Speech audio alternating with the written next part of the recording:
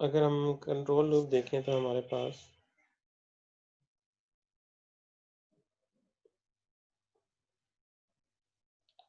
एक हमारे पास कंट्रोलर का होगा,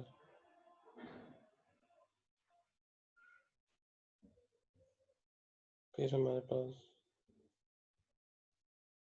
प्लांट का होगा, और ये आउटपुट आ गई, और एक हमारे पास फीडबैक।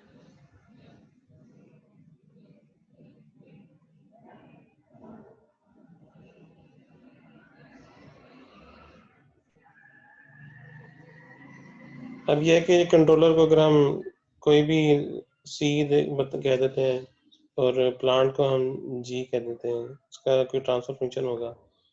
जैसे कि हमने जी जो है कुछ भी हो सकता है, जैसे कि मोटर का हमने पढ़ा था, मास स्प्रिंग सिस्टम का पढ़ा था।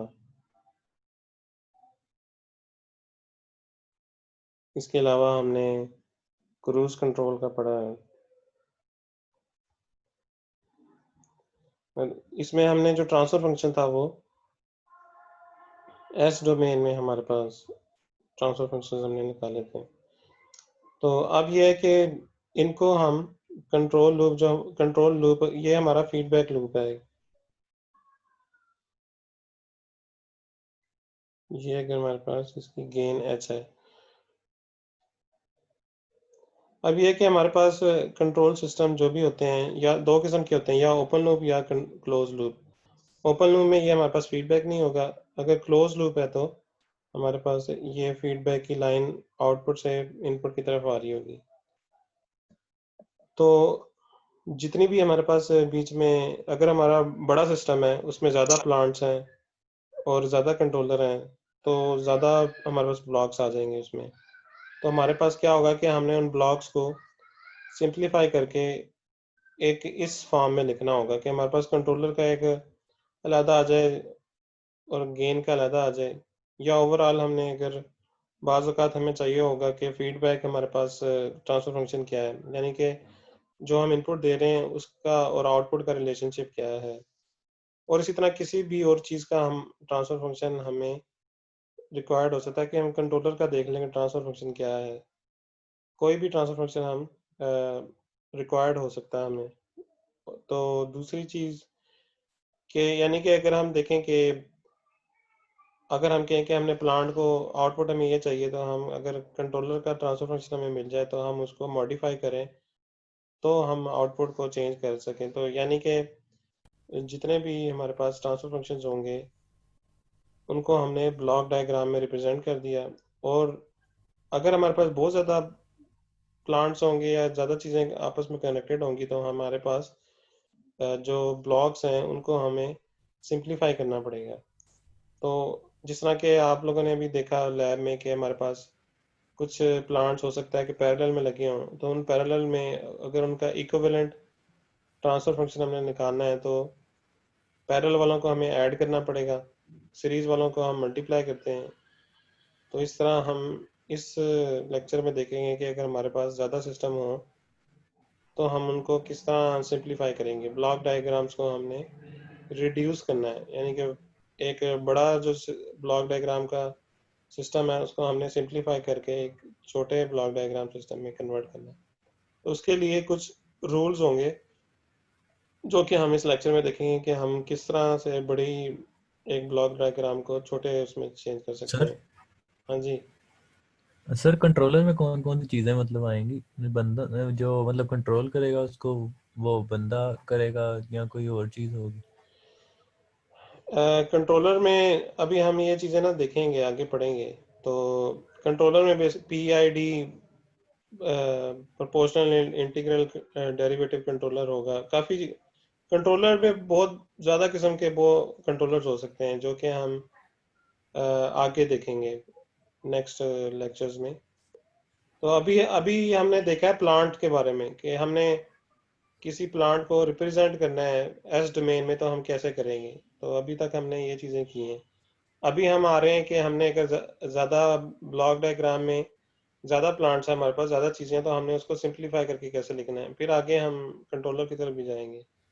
कंट्रोलर्स भी एक कंट्रोल सिस्टम में मतलब अगर स्टेप बाय स्टेप चलें तो सबसे पहले तो हम मैथमेटिकल रिप्रेजेंटेशन हमने देखी, तो उसके बाद जब हम एक सिस्टम को मैथमेटिकली सही तरह से डिफाइन कर देंगे तो तब हम कंट्रोलर डिज़ाइन करेंगे कि हमने इसकी आउटपुट हमें ऐसी चाहिए, तो हम कंट्रोलर का हमारे पास जो गेन है वो क्या होनी चाहिए, यानी कि 1/s हो, एस प्लस उसके जीरो पोल्स कहाँ पर हों जो कि ओवरऑल सिस्टम के जीरो पोल्स को कैसे चेंज करेंगे, तो वो कंट्रोलर जो है उसको हम उस लिहाज से कंट्रोल करेंगे।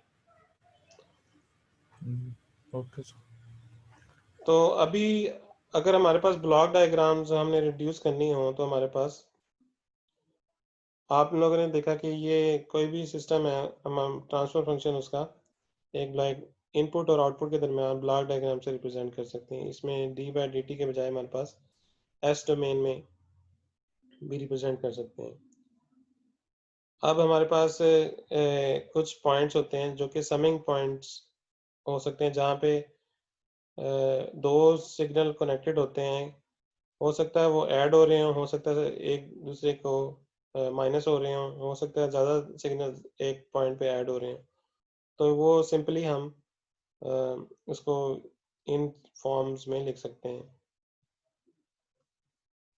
इसी तरह हमारे पास अगर एक पॉइंट से हम ज़्यादा पॉइंट्स आगे लेके जा रहे हों तो उसको हम कहेंगे टेक ऑफ पॉइंट, यानी कि यहाँ पे एक ही पॉइंट है, हमारे पास एक इनपुट है अगर फॉर एग्जांपल, तो हमने ज़्यादा सिस्टम्स में अगर वो देनी है, उसकी हमने 3 ब्रांचेस निकाली, ये तीनों ब्रांचेस ये सेम ही है जो कि यहाँ पे है, एक ही बात है, इसको हम कहेंगे टेक ऑफ पॉइंट। जहाँ पे मिल रही हैं उनको भी हम टेक ऑफ पॉइंट ही कहेंगे। और एक सिंपल सा अगर हमारे पास ये इक्वेशन है तो इसको अगर हमने ब्लॉक डायग्राम में रिप्रेजेंट करना है तो हम इसको इस तरह रिप्रेजेंट कर सकते हैं, यानी कि a1x1 प्लस प्लस का साइन ऐड हो रहा है तो ये वाला सिग्नल ऐड हो रहा है, ये सब्ट्रैक्ट हो रहा है तो ये हमने सब्ट्रैक्ट करके इसके अंदर डाल दिया, तो ये इस इक्वेशन को हम इस ब्लॉक डायग्राम से रिप्रेजेंट कर सकते हैं। इसी तरह हमारे पास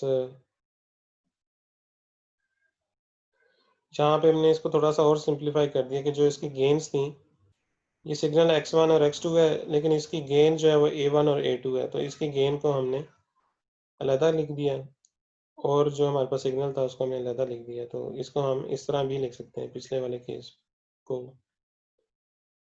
तो इसी तरह हमने अगर ये आप लोग इसकी देखना है कि इसकी अगर हमने ब्लॉक डायग्राम बनानी है तो हम कैसे बनाएंगे। x2 आउटपुट है, a1 गेन है, और यहाँ पे x1 का वो हो रहा है, डेरिवेटिव हो रहा है, यानी कि s से मल्टीप्लाई आप कर दें। इसी तरह इसको यहाँ पे x1 का इंटीग्रल हो रहा है तो इसमें हम 1/s से मल्टीप्लाई कर देंगे, यानी कि अगर आप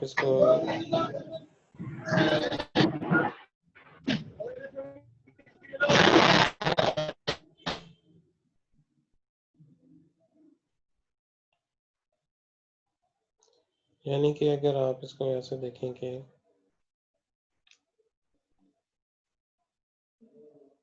एक ब्लॉक हमारे पास s है, ये हमारे पास अगर x1 है और ये x2 है, तो हम इसको लिख सकते हैं x2 इक्वल टू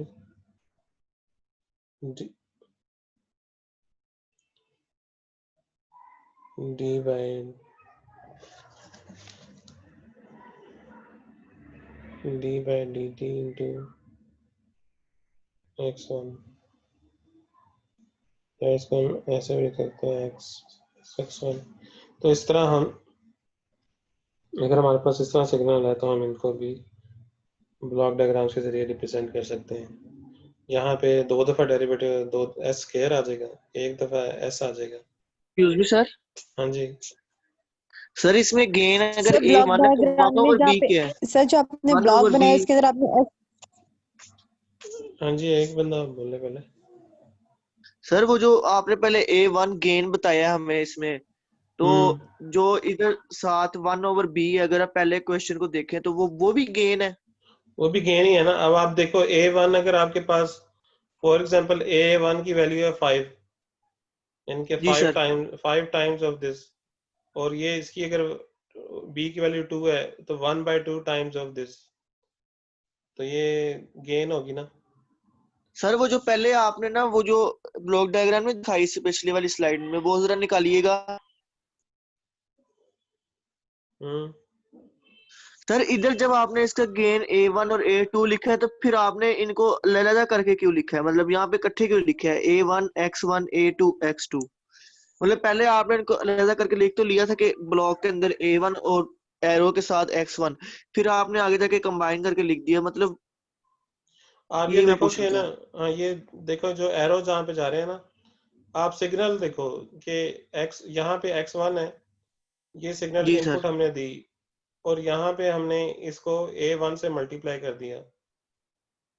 यहाँ भी जी X1 सर। है, लेकिन यहाँ पे जब इससे मल्टीप्लाई हुआ इस ब्लॉक से, तो अब ये X1 नहीं रहा, अब ये A1 X1 हो गया है। तो ये जो, सर और जो A1 है, ये मतलब गेन है, ये जिस तरह पहले हमने बताया 5, ये 5 भी हो सकता है, मतलब 5 टाइम्स एम्पलीफाई कर देगा 10 टाइम्स, हाँ इस जी, तरह। कोई कोई भी वैल्यू हो सकती है, पॉइंट्स में भी हो सकती है, कम भी हो सकती है, यानी कि 0.5 भी हो सकती है। जिस तरह वो आपने बी का केस देखा ना, 1/2 अगर हो गया, वो 0.5 हो गया। Yes sir. कोई भी वैल्यू हो सकती है, यानी कि आपने, आपके पास जो सिग्नल आया आपने एम्पलीफाई कर दिया उसको, यानी गेन का मतलब यही हुआ ना। Yes sir. तो फिर आपने एक सिग्नल को एम्पलीफाई किया, दूसरे को एम्पलीफाई किया, और उसमें से और वो सर माइनस, वैसे ही आ रहा था 5। Yes sir. उसमें ठीक हो गया माइनस। सर। अब ये देखो, ये आपके पास एसी सिग्नल है फॉर एग्जांपल, ये भी एसी सिग्नल है, 5 जो है वो आपके पास डीसी सिग्नल है, यानी कि ओवरऑल जो सिस्टम में से आपने -5 कर दिया। आपकी वोल्टेज जो थी ना, अगर आप उस तरह देखो कि यहाँ पे एक आपके पास सिग्नल था जिसकी mean value of cosine signal है फॉर एग्जांपल 5 इंटू, यानी कि एसी सिग्नल है और उसकी 5 की वैल्यू है, एम्पलीट्यूड है, और इसका भी इस तरह ही है। लेकिन जब आप ओवरऑल उसमें से -5 जो डीसी वैल्यू है उसकी वो माइनस कर दो, तो ये ओवरऑल आपके पास सिग्नल बन गया एक X3। तो इस तरह यस सर। ये कोई भी सिग्नल हो सकते हैं।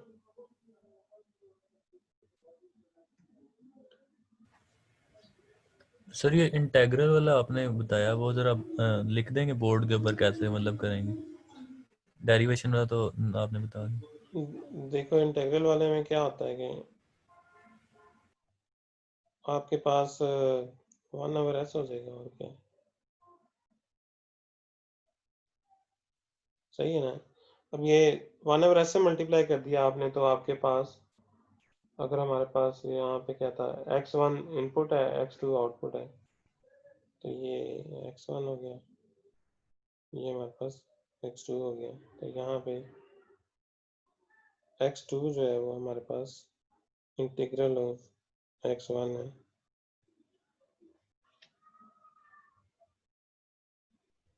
एस डोमेन में जो 1/s होता है वो इंटीग्रल के बराबर होता है।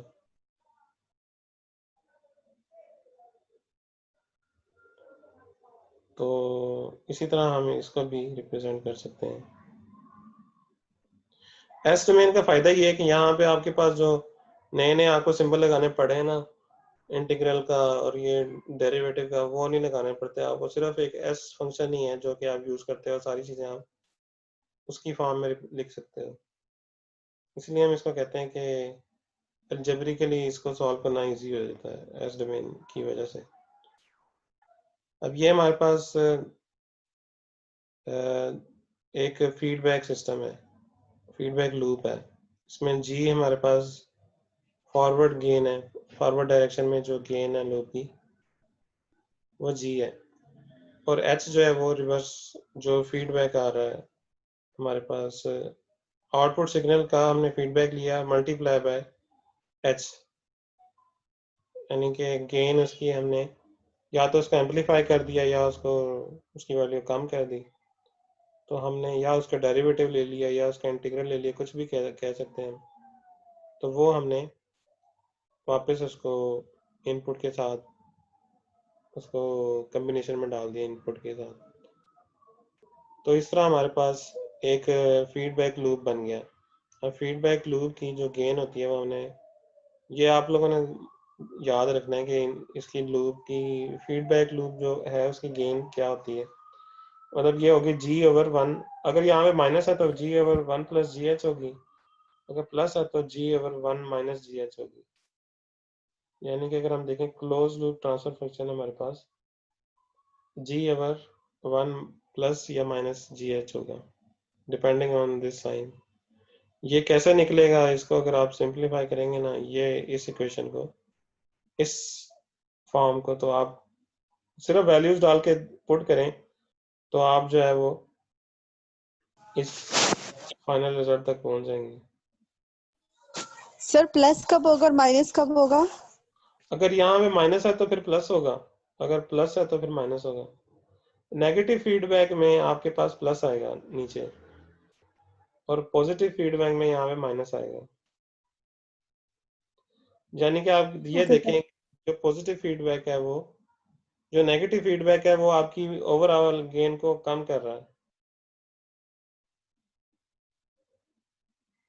जबकि जो नेगेटिव फीडबैक है वो आपकी गेन को बढ़ा रहा है जब माइनस होगा ना उसके साथ। तो यानी कि ये वाली वैल्यू अगर वो हो जाएगी, नीचे वाली वैल्यू कम होगी, तो ओवरऑल जो गेन है आपकी बढ़ जाएगी। 1 में से माइनस कर देंगे आप, कोई भी वैल्यू माइनस करेंगे, 0.5 माइनस करेंगे तो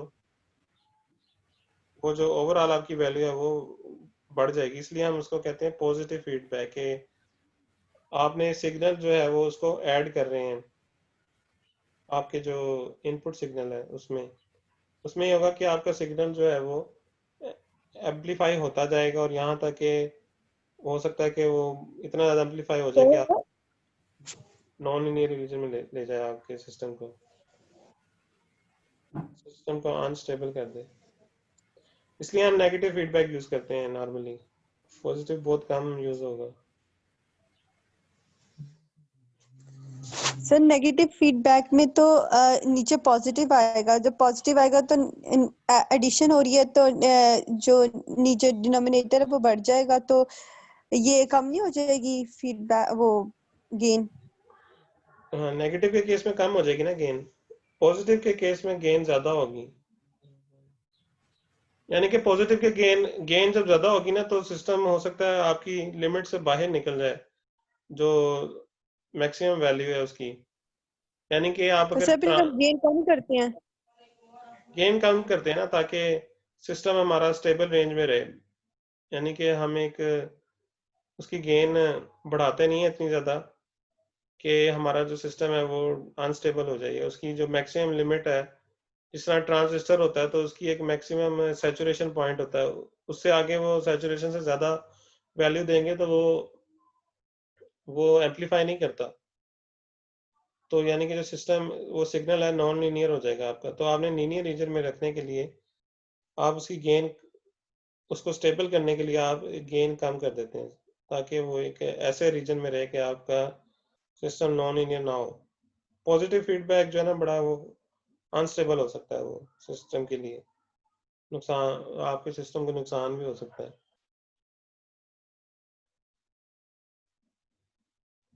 अब ये कि हमारे पास जो क्लोज लूप ट्रांसफर फंक्शन है वो हमारे पास ये होगा, यानी कि सर ये डिपेंड। गेन में 1 प्लस जो किया, ये इसकी कोई मतलब क्या रीजन है इसकी, कोई मतलब ये इसका देखो ना, समझ नहीं जी। आप इसको सॉल्व करोगे ना, ये सिस्टम है ना नॉर्मल क्लोज लूप जी सिस्टम है। यहाँ पे देखो ये इनपुट सिग्नल है, ये आउटपुट जी सिग्नल है, ये गेन है सिस्टम की फॉरवर्ड डायरेक्शन में, ये फीडबैक की गेन है, और ये जी एरर सिग्नल है। यानी कि एरर जो आउटपुट और इनपुट के डिफरेंस आया वो है, जी उसको हमने एरर सिग्नल बता दिया।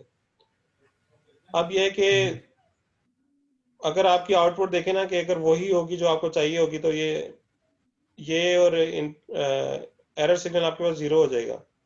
तो जीरो के केस में आपके प्लांट को जो कंट्रोलर है उसको काम नहीं करना पड़ेगा, यानी कि आपका कंट्रोलर बंद हो जाएगा, सिस्टम अपनी पुरानी वैल्यू पे चलता रहेगा। लेकिन जी अगर ये सिस्टम का आउटपुट का फर्क होगा तो यहाँ से कोई वैल्यू आपके पास आएगी जो कि इन दोनों से डिफरेंट होगी, तो आपकी एरर जनरेट होगी, जिसके लिए सिस्टम कंट्रोलर को काम करना पड़ेगा।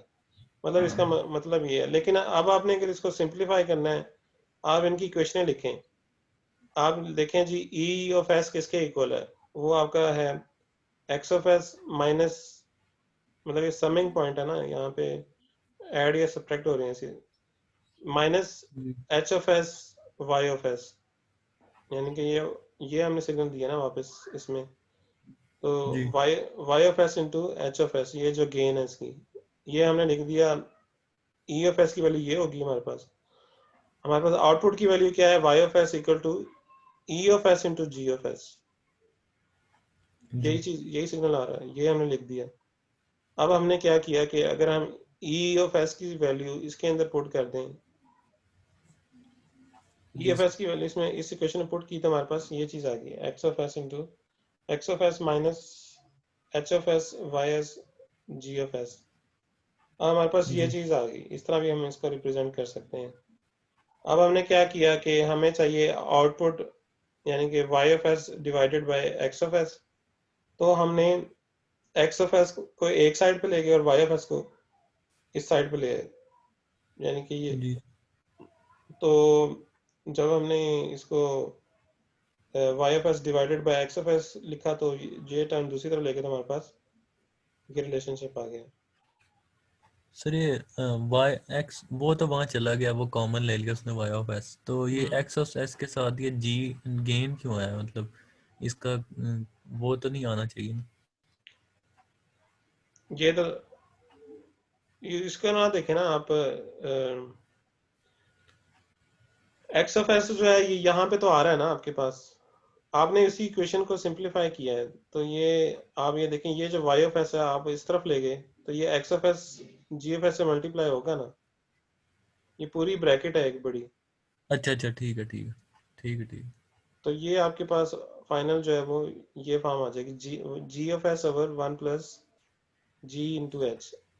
यहाँ पे नेगेटिव फीडबैक था तो यहाँ पे प्लस आया है, मतलब ये चीजें आपको याद होनी चाहिए कि अगर आप इन केस आपको याद नहीं है तो आप इसको इस तरह सॉल्व कर सकते हैं, फिर चेक कर सकते हैं पेपर में आता है तो कि इसका क्या बनता है, अगर नहीं तो आपको ये चीजें बार बार रिपीट होंगी, तो इसलिए आपको ये चीज याद हो तो बेहतर है कि नेगेटिव के केस में कैसे होता है गेन जो है, और पॉजिटिव के केस में, पॉजिटिव फीडबैक के केस में क्लोज लूप गेन क्या होती है। अच्छा, तो हमारे पास ये चीज आ गई फीडबैक के केस में कि सी हमारे पास आउटपुट है, आर हमारे पास इनपुट है, तो जो हमारे पास क्लोज लूप ट्रांसफर फंक्शन है वो जी ओवर 1 प्लस प्लस माइनस जी इंटू एच हो गया। अब यहाँ पे हमारे पास जो ये नीचे वाला डिनोमिनेटर है, इसको अगर हम इक्वल टू 0 पुट कर दें तो हम इसको कहते हैं सिस्टम का कैरेक्टरिस्टिक इक्वेशन, यानी कि इस इक्वेशन से हमें पता चलता है कि सिस्टम के पोल्स कहाँ पर हैं, जो आपने पहले देखे हैं कि पोल्स और जीरोस क्या होते हैं। पोल्स होते हैं वो डिनोमिनेटर की जो वैल्यूज होती हैं, जहाँ पे सिस्टम का जो ओवरऑल रिस्पांस है वो इनफाइनाइट हो जाए, वो होता है।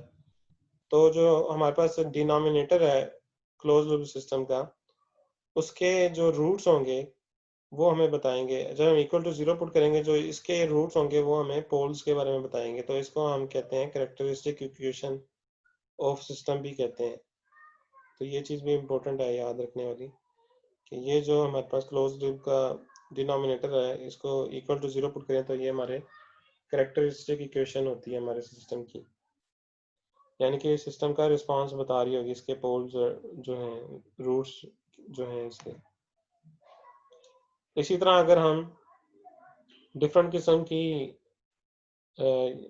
वैल्यूज को अगर हम निकालें गेन्स, तो उसके रिलेशनशिप ये बनते हैं कि ओपन लूप ट्रांसफर फंक्शन इसमें क्या है, फीड फॉरवर्ड ट्रांसफर फंक्शन क्या है, कंट्रोल रेशो किसको कहते हैं, फीडबैक रेशो किसको कहते हैं, तो ये सारे हमारे पास डिफरेंट रिलेशनशिप्स आ गए। सर इन सब रिलेशनशिप्स का कोई यूज है, मतलब कोई हमारे न्यूमेरिकल टाइप्स आएंगे क्या, मतलब हम कैसे इनको यूज करेंगे? आप लोग ये जो ओगाटा की बुक है ना, इसके अंदर जो एग्जांपल्स दी हुई हैं ये करें ना सॉल्व, जैसा चैप्टर 3 में दी हुई हैं, तो सर कोई एग्जांपल बता दें, मतलब सॉल्व करके बता दें ताकि उसी मेथड के थ्रू होंगी फिर। चलो इसको शेयर कर देता हूँ मैं आपको, लेकिन इसके अंदर भी एग्जांपल्स कुछ हैं। ये जो स्लाइड्स के अंदर एग्जांपल्स हैं ये भी आपने करनी है। साहब आप लोगों ने ये देखा है कि अभी आपने जो लैब वाले एक्सपेरिमेंट में देखा था कि दो गेंस अगर सीरीज में लगी हो, कैस्केड में या सीरीज में, तो उसकी ओवरऑल गेन जो है वो मल्टीप्लाई करके हो जाती है, यानी कि दोनों मल्टीप्लाई हो रहे हैं एक दूसरे से। अगर समिंग पॉइंट लगा होगा तो ऐड और सब्ट्रैक्ट होंगे, अदरवाइज ये अगर एक ही डायरेक्शन में सीरीज में या कैस्केड में लगे होंगे तो ये मल्टीप्लाई होंगी इनकी गेन्स, यानी कि G1 इंटू G2 ये ओवरऑल गेन हो जाएगी इसकी। अगर ये सम हो रहे हैं या कोई आपके पास समिंग जंक्शन लगा हुआ है तो ये हमारे पास अगर ये प्लस का साइन है यहाँ पे हमारे पास तो ये G1 प्लस G2 हो जाएंगे, और अगर माइनस का साइन है तो G1 माइनस G2 हो जाएंगे। तो ये हमारे पास हम कह सकते हैं कि पैरेलल में जो गेन्स हैं वो प्लस या minus depending on this sign, किस तरह वो प्लस हो रही हैं या माइनस हो रहे हैं उसके लिहाज से हम देख सकते हैं।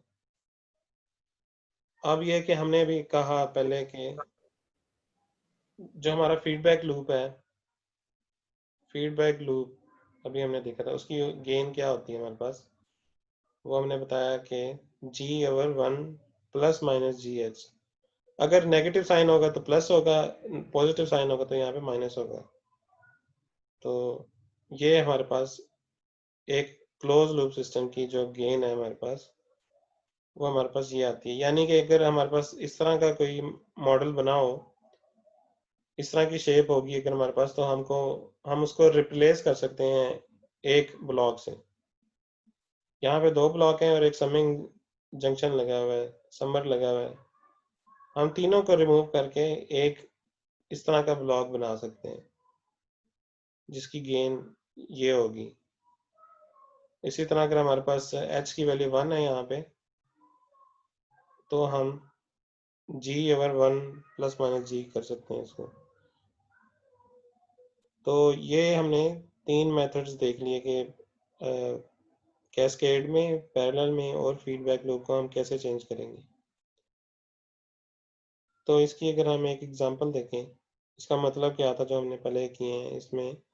अब हमारे पास एक ये ब्लॉक है पूरा, इसको हमने रिड्यूस करना है या इसको हमने सिंप्लीफाई करना है, तो हम इसको कैसे सिंप्लीफाई करेंगे, इसको हम देखें तो हमारे पास ये G3 और G2 जो है ये पैरेलल में है, तो और ये दोनों सीरीज में है, और बाकी ये फीडबैक लूप बन रहे हैं दो इसके अंदर। तो पहले हम क्या करेंगे कि जो कैस्केड वाले हैं उसको हमने G1 और G4 को इकट्ठा करके लिख दिया इक्विवेलेंट, जो कंबाइन पैरेलल में है उसको हमने G2 और G3 को ऐड करके लिख दिया। तो अब हमारे पास थर्ड स्टेप में हम जो हमारे पास फीडबैक लूप है उसको हमने लिख दिया इसके इक्विवेलेंट से। तो अब हमारे पास जो ओवरऑल सिस्टम है, जो पिछला सिस्टम था, वो उसको हम, यानी कि ये वाला सिस्टम को हम ऐसे लिख सकते हैं। इसकी आई समझ? और यहाँ पे हमने G1 plus G2 plus G3 लिख दिया, यानी कि G2 प्लस G3 लिख दिया, और ये जो हमारे पास ये एक फीडबैक लूप बना यहाँ पे, और इसको हमने लिख दिया इक्विवेलेंट, जो इसका ये हमारे पास इसका इक्विवेलेंट फीडबैक लूप बन रहा था वो हमने यहाँ पे लिख दी इसकी वैल्यू। तो ये आपस में सीरीज में थे, मतलब ये वाला और ये वाला ब्लॉक जो आपस में सीरीज में या कैस्केड में है, तो हमने इनका इसी तरह लिख दिया हमने। अब हम क्या करेंगे कि इन दोनों को, कैस्केड में है तो इन दोनों को मल्टीप्लाई करें तो हमारे पास ये चीज़ आ जाएगी बस। और उसके बाद नेक्स्ट स्टेप में हम इसका फीडबैक लूप ले लेंगे। मतलब इसका फीडबैक लेके भी हम इसको फीडबैक के केस में हमारा ये पूरा जो फंक्शन है ये इसको हम ये अगर पूरे को g कंसीडर करें g into g over 1 plus यहाँ पे माइनस है तो 1 प्लस जी एच, यानी कि ये पूरा मल्टीप्लाई बाय H2, इसको सिंप्लीफाई करेंगे तो हमारे पास एक ओवरऑल पूरे सिस्टम का ट्रांसफर फंक्शन आ जाएगा। सर अगर ये पेपर में हम इसको सॉल्व ना करें, हम जस्ट वो इक्वेशन मतलब ये लिखते हैं जैसे आप कह रहे हैं कि इसका ये बनेगा ओवरऑल, तो सर उसके बाद फर्दर इसको सॉल्व ना करें कि इसकी वो ना नहीं बनाएं सॉल्व करना पड़ेगा। अगर ये ऐसे कहा जाएगा ना कि इसको सिंप्लीफाई करके लिखें, ओवरऑल गेन मालूम करें, find overall gain of the system, तो फिर आपको इस तरह नहीं लिखना पड़ेगा, फिर आपको इसको मजीद सिंप्लीफाई करना पड़ेगा। ओवरऑल गेन तो फिर आपने ये बतानी है ना कि आर और सी के दरमियान गेन क्या आएगी। अभी यहाँ पे तो आर और सी के दरमियान एक क्लोज लूप सिस्टम बना दिया है, इसकी ओवरऑल गेन नहीं पता चल रही है हमें। इसको हमें फर्दर सिंप्लीफाई करेंगे, जब इस क्लोज लूप सिस्टम खत्म करेंगे तो हमारे पास एक ओवरऑल गेन आएगी सिस्टम की। तो इस तरह के देखें, ये आपका एक एग्जांपल है। इस तरह के भी न्यूमेरिकल्स हो सकते हैं कि एक ब्लॉक डायग्राम हमने दी हो, उसको हम कहेंगे कि इसको रिड्यूस करके बताएं इसकी, तो आप ये स्टेप्स फॉलो करके इसको रिड्यूस करेंगे। इसी तरह हमारे सर पास आपने अभी क्या बताया, ट्रांसफर फंक्शन इसका कैसे निकालना है, लास्ट वाली जो ये आउटपुट है इसका वैसे ही निकलेगा जैसे इसका निकला है। मतलब ये देखें कि यहाँ पे क्या है कि ऊपर यहाँ पे G1 G4 है, यहाँ पे हमारे पास इसके बजाय एक ये वाली गेन है। ये पूरा फैक्टर अगर जी कंसीडर करें तो इसका ट्रांसफर फंक्शन कैसे निकालेंगे? इसका आपने वैसे निकालना है इस तरह, यानी कि ये हमने बताया ना कि ये जो क्लोज लूप सिस्टम है इसका ट्रांसफर इसके इक्वल होता है G ओवर 1 प्लस माइनस जी एच। तो जी यहाँ पे हम G की जगह वो जो पूरा वो वैल्यू थी ना वो पुट कर देंगे, जिसमें ठीक न्यूमरेटर है। भी है डिनोमिनेटर भी है, दोनों चीजें हैं। इसी तरह यहाँ पे भी हम वही वाली G की वैल्यू पुट करेंगे और H की वैल्यू पुट करेंगे, फिर इसको सॉल्व करेंगे तो हमारे पास एक सिंप्लीफाइड फॉर्म आ जाएगी। मतलब आगे मजीद इसकी सिंप्लीफिकेशन करेंगे। हम्म। Okay sir.